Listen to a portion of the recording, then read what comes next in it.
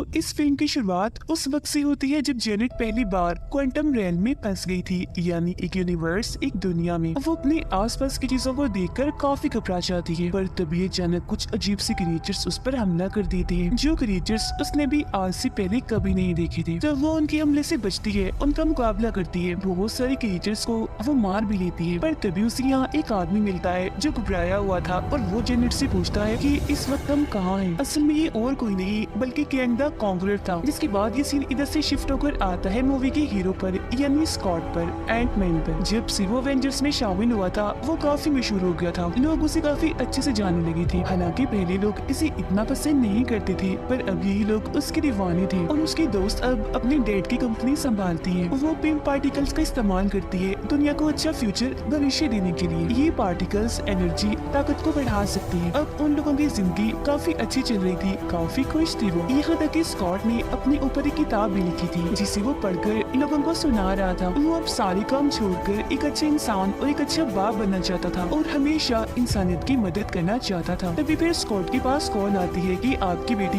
किसी को पुलिस ने गिरफ्तार कर लिया है, क्योंकि वो पुलिस वालों से उलझ रही थी, उनके मामले में टांग अड़ा रही थी। जब पुलिस वाले सड़क पर सोने वाले लोगों को वहाँ से हटा रही थी, तो केसी उन्हें ऐसा करने से रोक रही थी। इसीलिए स्कॉट और उसके दोस्त पुलिस स्टेशन जाकर उसे छुड़ाते हैं और अपने साथ ले आते हैं। स्कॉट उसे समझाता है कि हीरो बनने के चक्कर में तुम एक दिन किसी मुसीबत में फंस सकते हो, तो इन कामों से दूर रहो। इस वजह से जवाब देती है कि मेरी डैड अब मैं बड़ी हो गई हूँ, मेरे पास मेरा अपना बनाया हुआ सूट है, तो मैं अपनी हिफाजत कर सकती हूँ और लोगों की मदद करना चाहती हूँ। तब यहाँ स्कॉट को पहली बार ये बात पता चलती है कि किसी के पास भी एक सूट है जो और कोई नहीं बल्कि एंटमैन का है, और ये उसे स्कॉट के दोस्त ने दिया है। अब इसके बाद ही लोग स्कॉट के दोस्त के घर जाते हैं और उसके माँ बाप के साथ खाना खाते हैं। यहाँ हम देखते हैं कि उसके दोस्त की मोम और कोई नहीं बल्कि जेनेट है, जिसे हमने शुरुआत में देखा था। वो सब लोग अब एक साथ मिलकर हंसी खुशी रहते थे। यहाँ केसी जेनेट के हस्बैंड और बेटी के साथ मिलकर क्वांटम रेलम को और जाने की कोशिश करेंगे, यानी वही शुरुआत वाली यूनिवर्स दुनिया। अब जेनेट के हस्बैंड स्कॉट को दिखाते हैं कि मैंने अपनी एड सीरी चुनरियों पर और भी काम करना शुरू कर दिया है, उन्हें मजीद ताकतवर बनाने के लिए, जिस मकसद के लिए मैंने पिंक पार्टिकल्स का इस्तेमाल किया है, जिससे ये एड्स इतनी ताकतवर हो गई है कि मेरे हिसाब से कुछ भी कर सकती है। मतलब मैं उन्हें जो करने का कहूँगा वो कर सकती है। तभी ये केसी भी सबको बताती है कि मैंने एक डिवाइस बनाई है जिसके जरिए हम क्वांटम रेलम के बारे में और भी जान सकते हैं। पर इस बात से जेनेट खुश नहीं थी, क्योंकि उसने अपनी जिंदगी के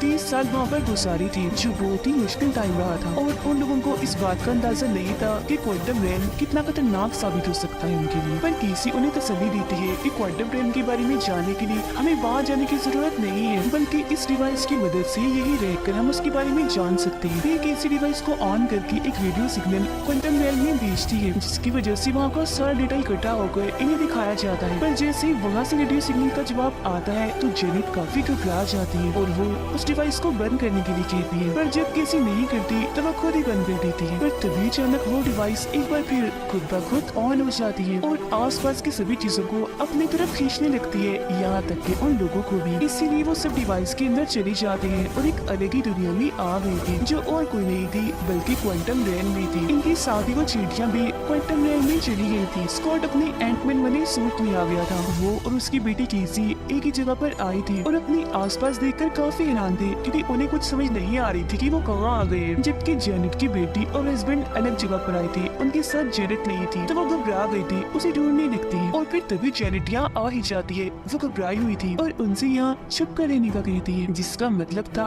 कि वो भी क्वांटम रेलम में ही आई थी, बस अलग अलग जगहों पर थी। उधर स्कॉट भी अपनी दोस्त यानी जेनेट की बेटी से राब्ता करने की कोशिश कर रहा था, पर वो राब्ता नहीं कर पा रहा था। पर फिर भी वो बार बार किसी को ये दिलासा दे रहा था कि हमें कुछ भी नहीं होगा, हम सब यहाँ पर महफूज हैं।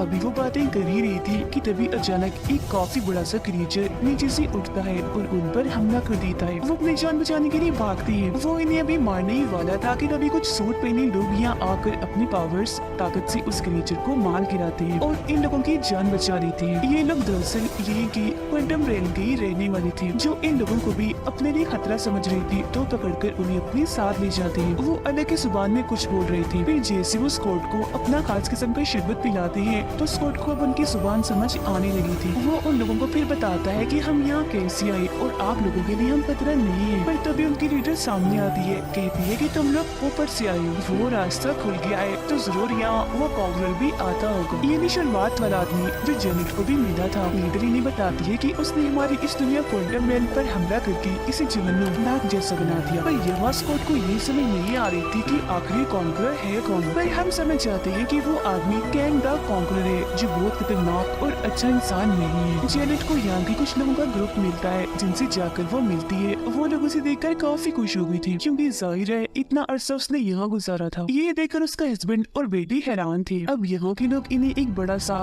उड़ने वाला क्रिएचर देते हैं ताकि ये लोग उस पर सवारी कर सके। जिसके बाद ये लोग उस पर सवार होकर एक जगह पर जाते हैं जहाँ जेनेट उन दोनों को भी वो एक खास किस्म का शरबत पिलाती है और अब इन लोगों को भी यहाँ की जुबान समझ आने लगती है। अब यहाँ जेनेट अपने एक दोस्त से मिलकर उसकी मदद मांगती है क्योंकि इस आदमी और जेनेट ने मिलकर कॉन्करर का पहले सामना भी किया था और ये काफी बहादुर कहलाए थे, सब में काफी मशहूर हो गई थी। पर यहाँ जेनेट को ये जान के काफी बुरा लगता है कि उसका ये दोस्त अब कॉन्करर के साथ मिल चुका है, यानी इसने उसे सुलह का हाथ बढ़ाया है और वो अब इन लोगों को ही ढूंढ रहा है। ये सुनकर तीनों को गुस्सा आता है, इसीलिए उस आदमी पर हमला करके उसकी शिप को चुरा कर यहाँ से भाग जाते हैं। उधर क्वांटम रेल्म की लीडर स्कॉट को बता रही थी कि कैसे कॉन्करर ने हमारे लोगों को मारकर यहाँ अपनी एक अलग दुनिया बना ली जहाँ उसके बहुत सारे साथी है जो उसकी तरह ही खतरनाक है और जो लोग बच गए वो उसे छुपते छुपाते उसे हराने के लिए हर वक्त लड़ते रहते हैं। अब इतनी ही देर में कैंग द कॉन्करर के लोग इन पर हमला कर देते हैं क्योंकि उन्हें पता चल गया था कि वो लोग इन्हीं जेनेट और स्कॉट यहाँ आ चुके हैं। तभी लोग उनसे लड़ते हैं, उनका मुकाबला करते हैं। हालांकि कॉन्करर की टीम काफी बड़ी थी, काफी बड़ी लड़ाई छिड़ जाती है इनके बीच। कॉन्करर के लोगों ने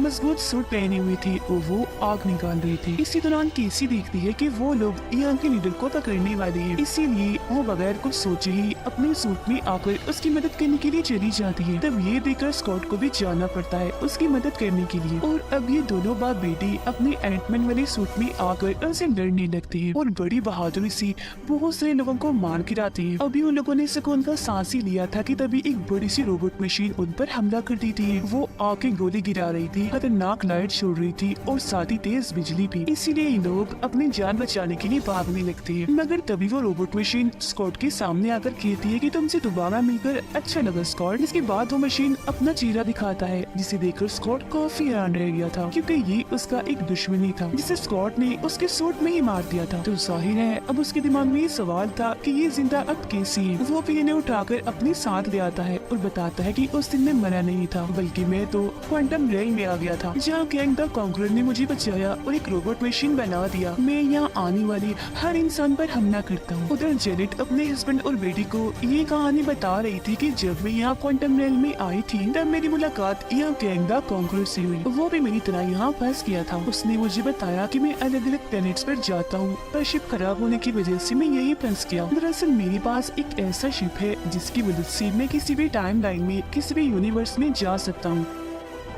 आगे जेनेट बताती है कि मैंने और उसने मिलकर फिर उसकी शिप की एनर्जी बॉल को रिचार्ज किया ताकि वो वापस अपने घर जा सके और फिर कई सालों की मेहनत के बाद हम कामयाब हो ही गए क्योंकि हमने उस एनर्जी बॉल को चार्ज कर ही लिया। इसके बाद फिर हम उसे क्लेन की शिप में लगाने लगे। उसका वो पूरा शिप ही उसके दिमाग से कनेक्टेड था, जुड़ा हुआ था और फिर जैसे मैंने उसे छुआ तो मैंने कैंग के दिमाग की हर एक चीज को देख लिया जिससे मुझे पता चला कि न जाने कितने ही टाइम्स और दुनियाओं को कैंग ने बर्बाद कर दिया, बिल्कुल उन्हें नष्ट कर दिया जैसे वो कभी पाए ना गए हो। और क्वांटम रेल में वो फंसा नहीं था बल्कि किसी ने जानबूझकर उसे यहाँ फंसाया था ताकि वो यही कैद रहे और बाहर आकर और किसी दुनिया और टाइम को तबाह न कर दे। पर क्योंकि उसका शिप ठीक हो चुका था साथ ही उसने अपना सूट भी पा लिया था, इसीलिए उसने जेनेट को कहा कि मैं तुम्हें भी तुम्हारे घर छोड़ दूंगा और वादा करता हूँ कि तुम्हारी दुनिया तुम्हारे प्लेनेट को कुछ नहीं करूँगा। पर जेनेट को ये बात मंजूर नहीं थी कि वो मेरे प्लेनेट को बेशक छोड़ दे पर बाकियों को तबाह कर दे, इसीलिए वो वहाँ से अपने सूट वाले रूप में आकर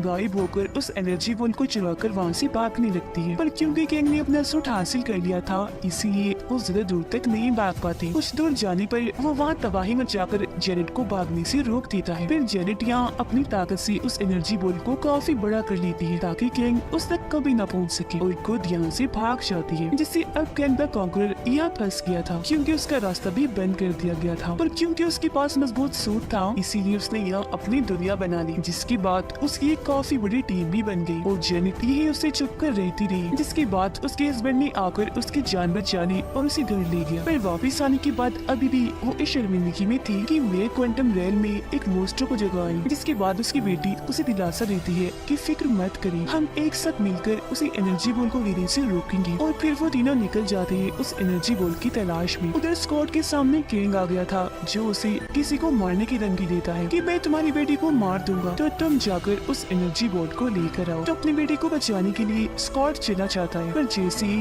वो उस जगह के दरमियान में पहुंचता है तो उसे अजीब होने लगता है। वो देखता है कि यहाँ मेरी जैसे और भी कई सारे लोग बन चुके हैं। उसे कुछ भी समझ नहीं आती कि ये क्या हो रहा है। वो जितना इस बारे में सोचता जा रहा था उतने ही उसकी हम शक्ल बन रही थी। ये सब उसके दिमाग का काम था, वो ही सब कर रहा था। और फिर स्कॉट जैसे लोगों की, क्योंकि यहाँ एक काफी बड़ी टीम बन गई थी, तो यहाँ उनके बीच भगदड़ मच जाती है क्योंकि सारे भागकर उस तरफ जा रहे थे जहाँ एनर्जी बॉल है। हर कोई उसे हासिल करना चाहता था, पर इस चक्कर में मेन स्कॉट तो वही नीचे ही दबा रह जाता है। पर फिर वो अपनी सारी हम शक्ल की मदद लेकर ऊपर चढ़ जाता है। ये सारे बिल्कुल वैसा ही कर रहे थे जैसे चींटियां करती है, मतलब कि एक दूसरे के ऊपर चढ़ रहे थे और एक लंबी सी लाइन ऊपर की तरफ इन्होंने बनवानी थी। वो सबसे ऊपर जाकर एनर्जी बॉल तक पहुंचने ही वाला था कि तभी नीचे गिर जाता है। पर तभी इधर उसकी दोस्त आकर उसे बचा लेती है। स्कॉट फिर यहाँ अपनी पावर ताकत से उस एनर्जी बॉल को दोबारा से छोटा बना देता है। और तभी इधर जेनेट और उसके हस्बैंड भी आ जाते हैं। जेनेट उसे कहती है कि किसी भी कीमत पर ये बॉल कैंग को मत देना। पर तभी इधर कैंग आकर स्कॉट से वो बॉल छीन लेता है। इस वजह से स्कॉट और उसकी दोस्त अपनी सूट में आकर उसे रोकने की कोशिश तो करते हैं, पर कोई फायदा नहीं होता क्योंकि वो उन्हें ही गिरा देता है। जिसके बाद वो जेनेट को भी अपने साथ लेकर यहाँ से चला जाता है। और उधर उसका हस्बैंड रोबोट मशीन से लड़ने में मसरूफ था। अपने साथ ले जाने के बाद कैंग जेनेट को बताता है कि जब मैं हर टाइमलाइन में से गुजरा तो मैंने देखा कि धीरे धीरे करके सारे यूनिवर्स प्लेनेट खत्म हो रही है, किसी और की वजह से नहीं बल्कि वही रहने वाली लोगों की वजह से। इसीलिए मैंने सबसे पहले टाइमलाइन को अपने कब्जे में किया और जितने भी प्लेनेट यूनिवर्स मेरे लिए ठीक नहीं थे, खतरनाक थे, उन सभी को मैंने खत्म कर दिया और उन लोगों को भी नहीं छोड़ा जो मेरे साथ थे। अब हालांकि मैंने मिलियन बिलियन लोगों को मारा, पर मुझे इस बात से कोई फर्क नहीं पड़ता। उधर स्कॉट और उसकी बेटी के पास जेनेट का हस्बैंड आता है जिसके साथ उनकी एंट्स भी थी जो पहले से अब काफी बड़ी और ताकतवर लग रही थी। वो फिर इन्हें बताते हैं कि इन चींटियों ने इस क्वांटम रेलम की सालों की जिंदगी मिनटों में बता दी और सिर्फ अपनी जहानत की वजह से ही ये ताकतवर और एडवांस्ड होती चली गई। उधर कैंग के गार्ड्स जब केसी को भी ले जा रहे थे कैद करने के लिए, कि तभी रास्ते में चालाकी से वो उन गार्ड से खुद को छुड़ा लेती है। उन्हें मारकर वो फिर यहाँ के लीडर को भी आजाद कर लेती है। लीडर केसी से कहती है कि तुम सब लोगों को ये मैसेज भेजो कि हमें एक साथ मिलकर कैंग के टावर पर हमला करना चाहिए, हम उसे हरा सकते हैं। ये सुनकर कैसी किसी तरह वहाँ के सिस्टम को हैक करके मैसेज देती है कि हम दोनों यही है और बिल्कुल ठीक भी, तो आप सब लोग अब एक साथ मिलकर कैंग के टावर पर हमला कर दें, हम उसे हरा सकते हैं। वो सभी लोगों की हौसला अफजाई कर रही थी और उसकी सारी बातें स्कॉट भी सुन रहा। जिसके बाद वो सारे लोग एक होकर टावर पर हमला करने के लिए जाते हैं, पर कैंग को भी ये बात पता चल गई थी। वो अपनी पूरी आर्मी के साथ यहाँ से भागने की सोच में था। वो एनर्जी बॉल को अपने शिप में लगाकर शिप को स्टार्ट करने यानी चलाने का हुक्म देता है, पर तभी स्कॉट वहाँ अपनी एंटमैन वाली सूट में ही काफी बड़ी साइज के रूप में आकर वहाँ हर तरफ तबाही मचाता जा रहा था। वो बिल्डिंग्स को अपने मुक्कों से और पैरों से बड़ी आराम से बर्बाद करता जा रहा था। कैंग के शिप्स उसे ऐसा करने से रोक रही थी, पर वो उन्हें भी बस सिर्फ अपने हाथ से साइड पर हटाकर चींटियों की तरह मसलता जा रहा था। वो शिप्स काफी ज्यादा थी कि तभी बाकी के लोग भी इधर आ जाते हैं कैंग पर हमला करने के लिए। वो टावर के काफी पास आ चुके थे। उधर जब रोबोट मशीन किसी को मारने ही वाला था कि तभी वो भी अपने डैड की तरह अपना साइज बड़ा करके जोरदार उसे मुक्का मारती है, फिर और उसे मारकर वही फेंक देती है और कहती है कि मैं तुम्हें एक मौका दे सकती हूँ, अगर तुम चाहो तो सुधर कर एक अच्छे इंसान बन सकते हो। उधर कैंग का शिप बस उड़ने ही वाला था कि तभी स्कॉट उस पर हमला कर देता है और उसकी एक एक झटके से शिप के कई सारे टुकड़े हो जाते हैं। इसीलिए अब कैंग भी बाहर आ चुका था अपनी असली खतरनाक रूप में और वहाँ के लोगों को वो मारना शुरू कर देता है अपनी खतरनाक ताकतवर लाइट से, जिसके सामने कोई भी टिक नहीं पा रहा था और वो सारे के सारे दूर दूर जाकर गिर रही थी। यहाँ तक कि स्कॉट भी आगे नहीं बढ़ पा रहा था उसे रोकने के लिए, उसका हमला वो भी नहीं झेल रहा था। फिर तभी गुस्से में कैंग उससे कहता है कि तुम्हें अंदाजा नहीं मैं कितना ताकतवर और खतरनाक हूँ, ना जाने मैंने कितने प्लैनेट्स यूनिवर्स का खात्मा कर दिया है और और दूर मैंने बहुत सारे एवेंजर्स के हीरो को भी मार गिरा है, तो तुम भी मेरी आगे कुछ नहीं। उसके ये कहते यहाँ पर बहुत सारी एड्स आ जाती है जो जेनेट का हस्बैंड अपने साथ लाया था। वो सारी की सारी एड्स एक साथ गैंग पर हमला कर दी थी। उनकी तादाद इतनी ज्यादा थी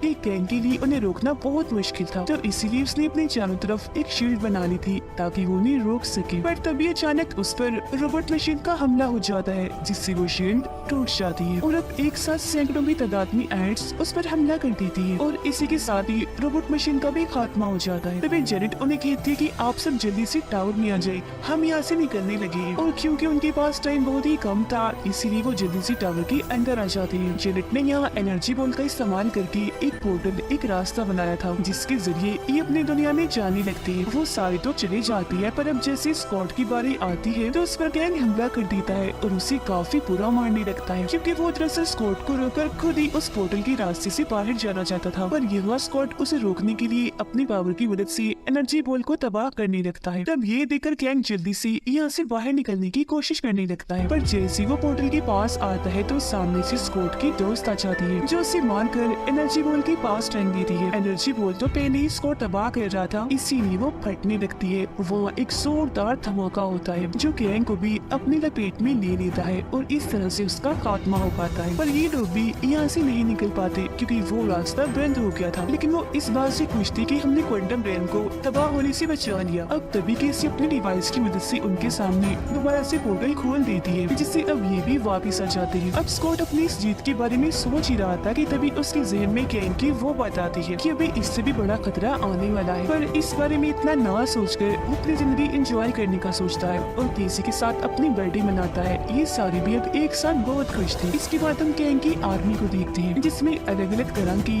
अलग अलग किस्म की बहुत सारे गैंग थे और फिर हम देखते हैं इस आर्मी के मेन गैंग को उसे फिर यहाँ से निकाल कर क्वांटम रेल में भेज दिया जाता है ताकि वो इस यूनिवर्स को खत्म कर रही थी जो कम पहले वाला गैंग नहीं कर पाया। और ये चीज उस खतरे की तरफ इशारा कर रही थी जिसके बारे में स्कॉट भी सोच रहा था। इसके बाद हम लोकी और मोर्बियस को देखते हैं जो इस दूसरे वर्जन इन्हीं गैंग की जो ये आर्मी बनी थी उनकी मेन गैंग से वो मिलते हैं जिसकी शक्ल लोकी ने पहचान ली थी, जिसके बारे में वो मोर्बियस को भी बताता है। अब ये वाले दो पोस्ट क्रेडिट सीन दिखाते हुए ही ये मूवी इधर ही खत्म हो जाती है।